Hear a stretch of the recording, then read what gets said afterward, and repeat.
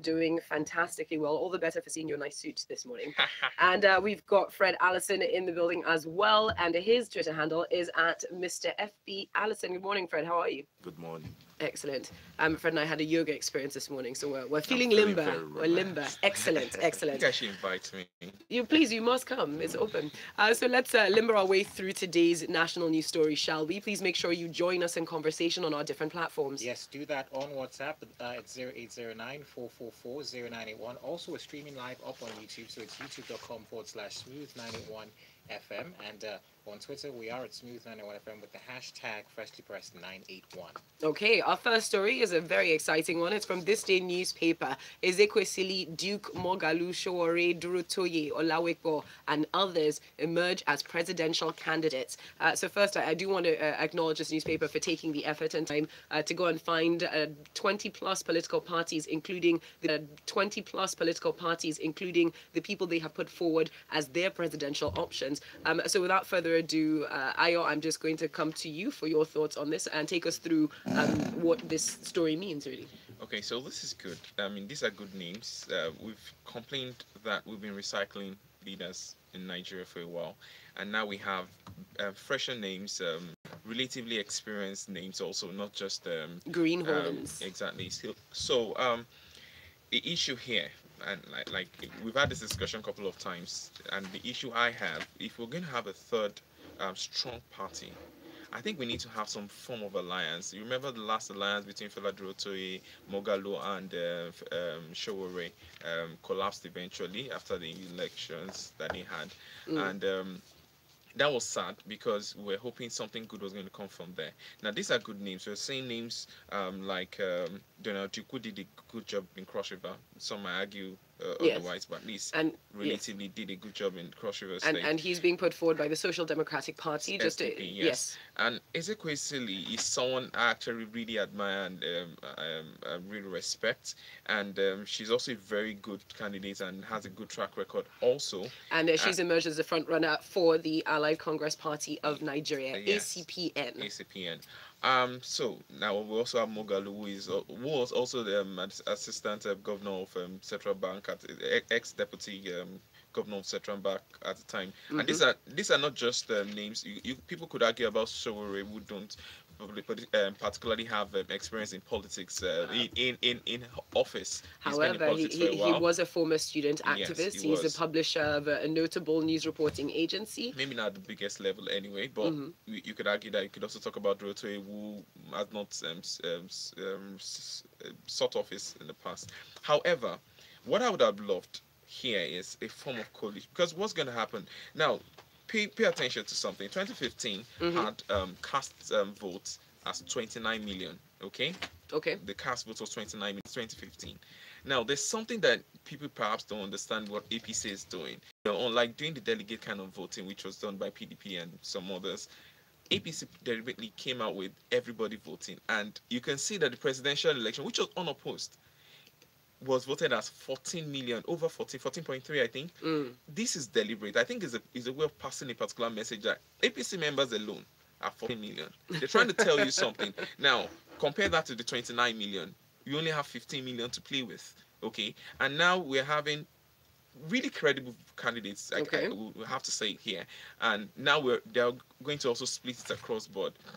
What I wish we could do is this so-called strong candidate come together, sit down in a room, decide on the person they want to put forward, and they agree on that. All right. Thank you very much for that. It will be very interesting to see going forward. Yeah, it will be very interesting to see. Up next, we've got this next story in from the Vanguard newspaper. Abuja and Port-Harcourt airports are to be concessioned for 25 years. Now, this was made this announcement was made by the Minister of State for Aviation, Senator Hadi Sirika, and he disclosed this during the opening of a Legend Hotel, which is the Lagos Airport Curio. It's going to be attached to the newer terminals. Now, new terminals are also being sorted out in Nnamdi Azikiwe International Airport, Abuja, and Port-Harcourt International Airport, and they will be open for flight operations by the end of October this year, it says. But there's even more information in this story. So, Fred, what are your thoughts on this, or on the surface of it, and then where he compares it to Ghana's airport, and says Twitter will not be able to contain us,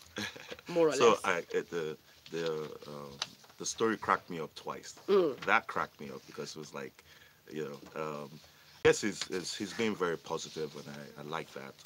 And the direction he's going, because he's focused on other airports that have done similar things and have done well. He pointed to the fact that we have 16 million passengers compared to Ghana that had 450,000 passengers. So for anyone trying to get concession of the airports, they're going to be generating a lot of income. Indeed. It's like it's like a low-hanging fruit. This is a money maker that we haven't been able to figure out how to do it. I just did a quick calculation. If each passenger is spending $10 only, you're generating $160 million annually. So you can imagine in 10 years, 1.6 billion. That's very conservative, of course. And then he also pointed out to Istanbul. They had 8. So Lagos has 8 million passengers that flew through last year, and Istanbul went from 8 million to 150 million passengers. So the fact that he's pointing to other airports or other countries and how they had, harnessed this opportunity and built on that is good. He's also pointing to the government is focused on not giving out the assets completely. So there's a concession. So 20, 25, 30 years, the government still, Nigeria as a country still owns the asset. Yes. But it would just be improved in generating income, improving our GDP, increase jobs, and of course the experience. Yes. Because when you think about it, if you're coming into the country, that's the first place that you make your impression of the and nation. then if you're exiting too, So very quickly, just before we move on, I know he does a quote, and this is a direct quote from him where he says, "We don't believe that government can run these facilities and run them well, so we must hand them over to the private sector." So that's very interesting coming from a government official, because I can't remember the last time we heard the government or a representative of come out and say this outright. Yeah, so that's a bit serious now. Okay, thank you very much for that. We keep it moving. Up next, though, this is serious news. We are going to go to this story from the Premium Times on the protest. So police are renewing summons on Dino Melaye and Ben Bruce, and that's what we're going through now. Yes, like Folu mentioned, it's from the Premium Times, and it says here 2 senators, that's Dino Melaye and Ben Bruce, are to report to the Commissioner of Police, Federal Capital Territory Command, Garki Abuja, today, the police have said. And they further say that both men were among the People's Democratic Party leaders who protested to demand the removal of the INEC chairman and the declaration of the PDP winner of the Osun governorship elections. So generally, your thoughts about this? The real thing or the contention here is the fact that it became unruly and it became violent, and because of that, there's something I always say, as much as we have the freedom of expression, the freedom to protest and all that, we need to respect the law enforcement agencies. Okay, the moment you start putting your hand on a security operative, be it police, be it I know you even tried on the soldiers, so, but the moment you put your hand, it's an assault, and that's one of the things that they're probably going to be charged for, and it's unfair that, I mean, these people put their lives on the line to protect us. Now, be it whether you're on the opposing side or you're the side, the most important thing is try as much as possible to make sure whatever protest you're doing doesn't get out of hand and all that. I don't see much here. I think they can go defend themselves. I think they have very good lawyers that will protect them eventually. Let's see how it goes. I don't see much happening. So I agree with you. They're not the only ones invited as well. I agree with him, but the problem is the politicians have these guys protecting them. So over time, they've probably lost the respect for them compared to us, general. Consider the fact also that they probably even pay a lot of their bills. But notwithstanding, the moment you see a man wearing that uniform and putting that badge, that Nigerian badge on, and the police officer, you respect him. Yeah. And I say that to everybody. As much as, yes, we know that sometimes the police officers make it hard for you to respect them, but the fact that they're wearing that uniform, they represent the country, you have to respect that. Yeah, so as the country as a whole has to, revitalize that institution, I think there was a time they were trying to pull back politicians. Yes, but if you remember, then it was like a week or so that Dangote's daughter was getting married, and okay, let's just leave that for. Okay, thank you very much for that, Ayo. Thank you for that, Fred. We see messages coming through Lagos and the rest of the world. We will continue with those messages in a bit. Don't forget that we're also streaming live on YouTube, so please feel free to go to our YouTube channel. It's youtube.com/smooth981FM Lagos. On to more serious news. Investors lose 140 billion naira in 1 week, according to the Daily Times. So that's in the first trading week of October. That's how much was lost, according in the equities market segment of the Nigerian Stock Exchange, over a sell-off in large mid-capitalized companies. Now, there are a number of other factors that are mentioned within this story, but Fred, just very quickly, what does the story say to you? So basically, it speaks to the fact that we're going into a political cycle. People are less. It says in the story anyway. There's problems with power, there's interest rates, unfavorable economic environment, and the political uncertainty that we're going into. So people are selling off this relatively stable companies, and then there's opportunity for you to go into a market that is more, like the U.S. market that's shown more vitality over since Trump has been in. But the article also stated that so there's someone stating that regardless of who wins, if it's PDP, so believing that it's either PDP candidate or APC candidate is going to win, there's not going to be much difference in policies. So they don't understand why people are so particularly focused on the political narrative here. And but the other thing I want to state is that they also said this is also a good time to come in and invest, because the companies that are selling off have like good operating environment. Okay. So you're buying lower, and then obviously if you have a mid to long term once it stabilizes. I strongly disagree. I believe that depending on who wins the next election, it's going to affect the market a lot. Policies different.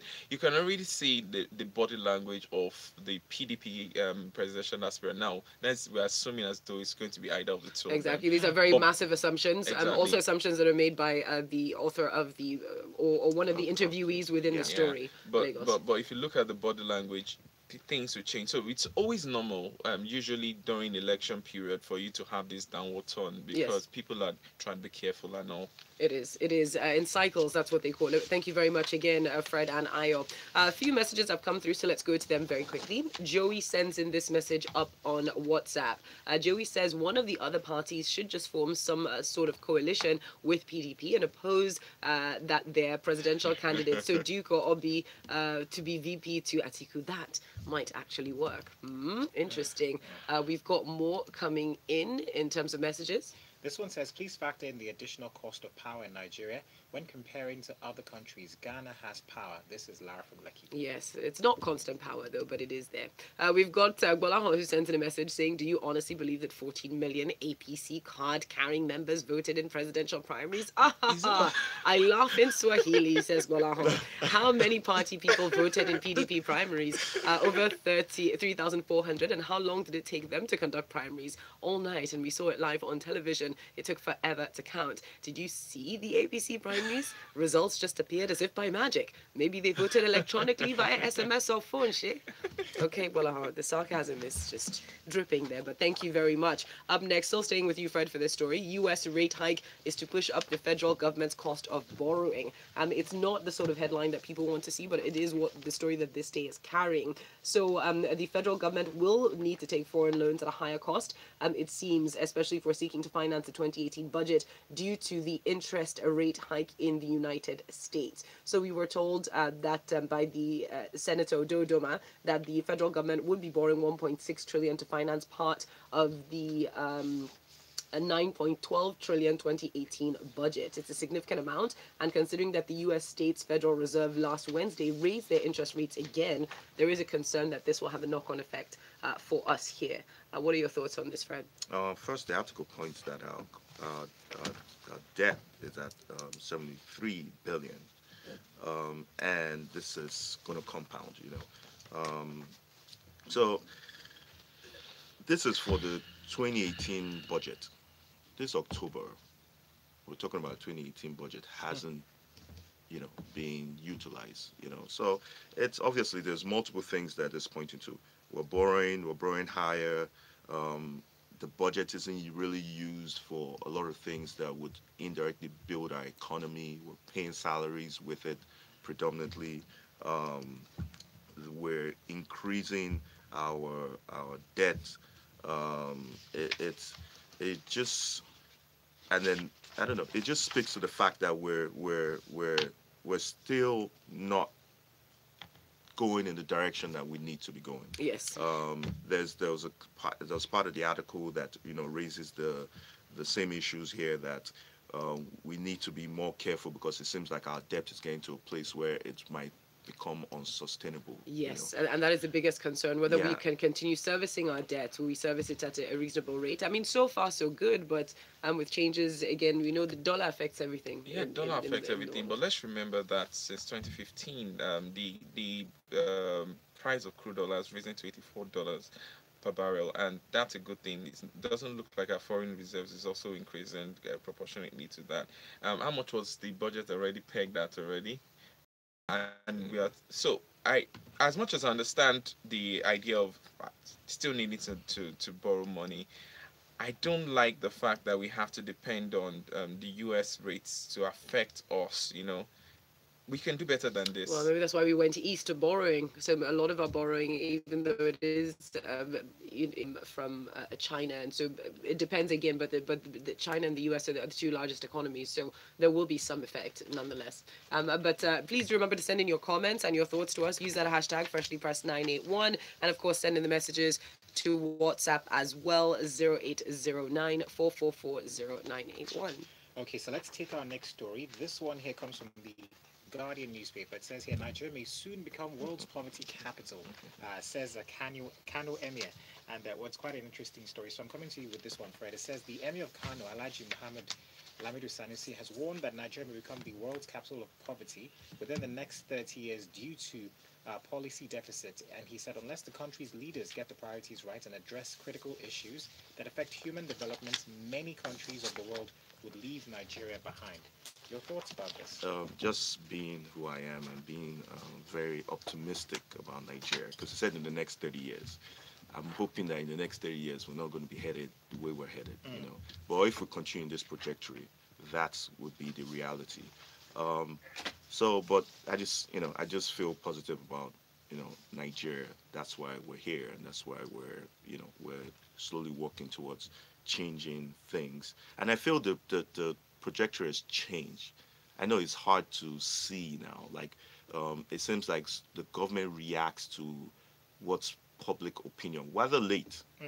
So social media, we kind of have a little voice now. Continue with this trajectory, and we'll continue to increase our effect on policies. Like I feel like this 30 might years, not work. yeah, this would not happen. Here's a quote but if that he this, says. yeah, He says, according to the projections, if every country continues its present trajectory, by 2050, 80% of all the poor people in the world,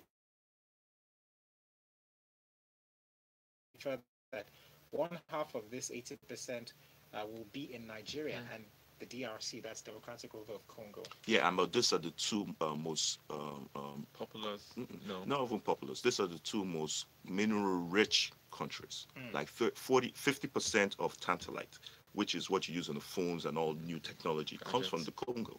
Okay. So all you need is just a balanced twist, and we'll see productivity. But boom in this he's basing this environment. basically on statistics, and these are projections. And if you notice, there's something he said that is very important to at the end. He says we don't have enough money for health, we don't have enough money for nutrition, but we have 1 trillion or 2 trillion to spend on petroleum subsidy. What is our sense of what is the public?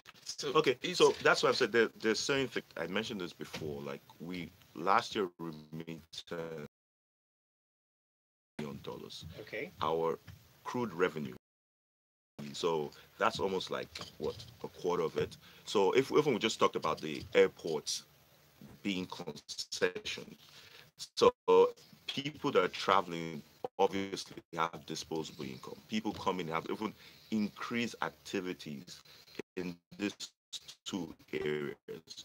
You're talking about maybe another, I don't know, 5 billion to the. So there's definitely. I know it looks like a slow move, but there are ways that would pick up pretty quickly because we're really poorly But you know, performing. this is mostly wishful thinking. No, it's not wishful. It's not wishful. Look, when Obasanjo came into power, from 99 to when Obasanjo came into power, a lot of things changed. There's restructuring of the banks. We changed. The Fed was chasing a lot of terrorists, so they focused on aid, and we saw the African continent pick up immediately. So if it's all we need is that kind of things aligning like that, and those sectors where you have people that are interested in working, would see things pick up. So I don't feel we would head in this trajectory for 30 years. Nah, come on, man. For 30 years, are we all asleep? Exactly. Is the question. I think we are asleep. No, we're waking up. I think we're asleep. And the world is changing. As I said, like quicker response, we're better. Like look at what the Minister of Aviation said. Because he's looking at other things. Even Ghana, once things around you are doing better, it kind of wakes you up too. It's a little competition there. Okay. as Ayo is just no. I hope so too. I hope so too, but just don't say it. Okay, so our next story comes from the Punch newspaper. I'm coming to you with this one, Ayo. It says here the Nigerian Navy Academy arrests proprietor and teachers as well. And the story goes, the Nigerian Navy ship Jubilee, Ikotabasi, Akwa Ibom State, has sealed an illegal maritime institution, Merchant Seaman Academy, that's what it's called, and apprehended 4 persons, including the school's proprietor, which is Mr. Adams Pius, in the SCN Udim local government area of the state. Your thoughts? So, and here it says that 4 suspects and 19 students were apprehended. And I'm thinking, if you read the entire story, it looks like, so there's a he says, she says kind of story here.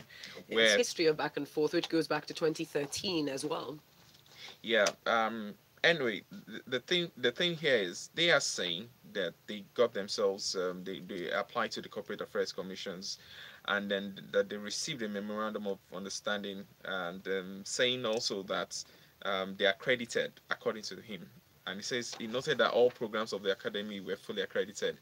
And he's also claiming that they didn't send any form of text, like the jam and all that. But the student that was interviewed actually stated that they through a text message, and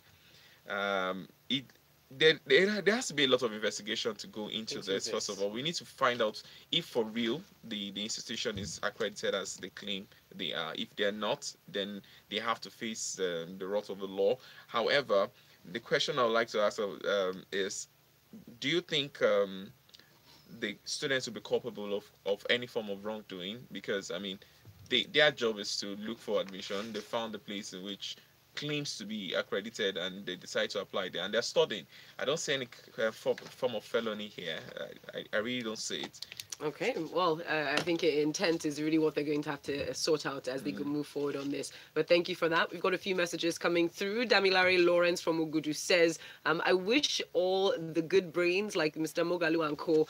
Best of luck. They should also think of how to get to the House of Reps or Senate, because that's where the power is, not the presidency. We can only have one president. While Rainmaker sends in this WhatsApp message to say, Folu, our political elite care less about governance now that they are through with their primaries. Can they open National Assembly and resume plenary? Can they pass the 2019 budget? Big sigh. And finally, Atiku makes it to the ballot. This life is really for people that don't quit. Yes. Do not quit. While Chioma says, please clarify for me, maybe a few others, what happens to those candidates who lost their presidential bids, such as Saraki, Tambuwal, etc. Do they go back to their respective posts even after the sales of forms are done with?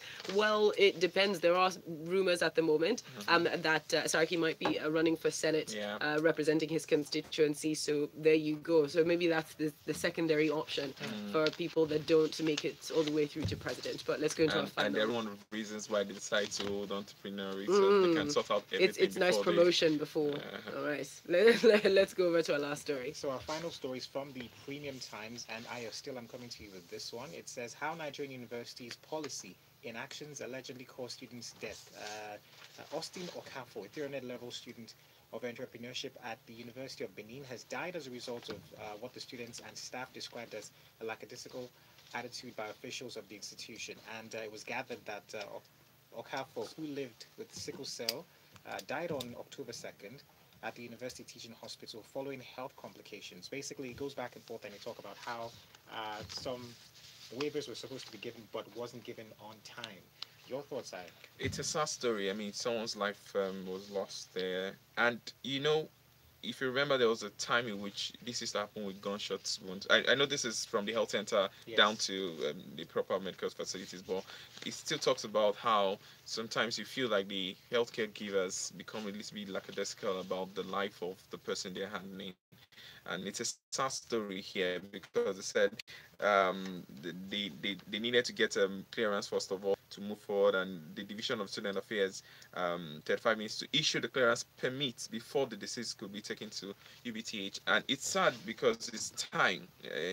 When it comes to health, time really matters, and if you don't get the right approval at the right time, you could lose your life in seconds. The students' union are saying that they want an investigation to be done, and they demand that the school management set up a committee to investigate the death, which I think should be done, because we have this culture in Nigeria where when death happens or something bad happens, we say, it's the will of God, let's just move on. We need to investigate, learn from it, get a little bit of background, and also feedback, and to be able to feedback into the system, and so we learn from the mistakes in which we made so that they don't happen again. I hope the investigation is done. I hope if somebody is found guilty of any wrongdoing here, pay something. You know, I'm not talking of money. I mean, even if it's jail time or something. Yeah, prosecution should be done, because people need to start learning how to be responsible.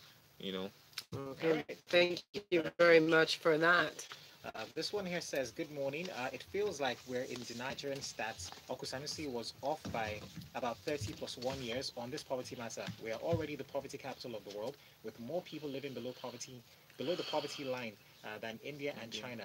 No serious policies, no education priorities, no healthcare priorities, only WhatsApp and shaku shaku.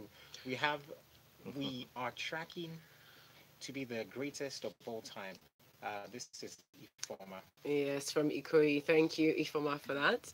And also, this one from Jay says, I think Emir Sanusi is on positive note. We need a workable policy to enhance economy, but not to politicize the message or the messenger. All right. Thank you very much, Jay Sado.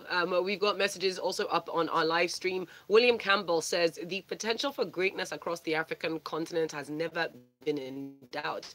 Nigeria, as always, remains the most important player. I did right in the next decade.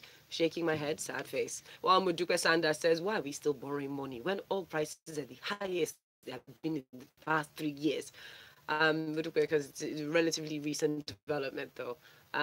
Things don't turn around that quickly, but goes on to say that speaking of 30 years, the chances are that the world would have found alternatives to oil, and if current trends continue, and ask very far from the sobering note, we leave Freshly Pressed for this morning. Thank you to our analysts for coming in. Ayo Esho is up on Twitter as Esho1. Thank you, Ayo. And you can find Fred Allison up on social media as Mr. FB Allison. We appreciate both of you for coming in this morning, and Lagos and the rest of the world, we appreciate you for listening and commenting and sharing your thoughts with us. Coming up next, we've got some great music. Majek Fashek is definitely on our playlist this morning, and a lot more in terms of sports coming in at 8:15. It's the locker room. From Page Financial.